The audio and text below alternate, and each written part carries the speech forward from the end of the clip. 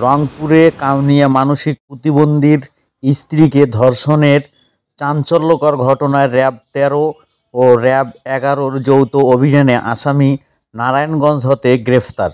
৬ মে র্যাব-১৩ এর স্বাক্ষরিত গণমাধ্যমে পাঠানো এক প্রেস বিজ্ঞপ্তিতে জানানো হয়, রংপুরের কাউনিয়া আবু তাহের পাগল এর স্ত্রী আসামি মো.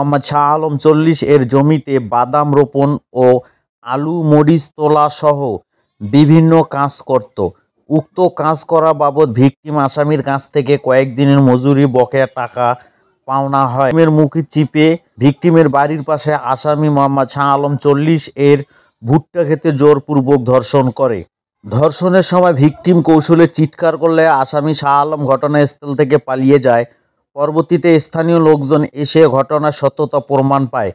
মামলার পর থেকে নারায়ণগঞ্জে বিভিন্ন স্থানে আত্মগোপন করেছিল। র্যাব-১৩ ব্যাটালিয়ন সদর এবং র্যাব-১১ নারায়ণগঞ্জের যৌথ অভিযানে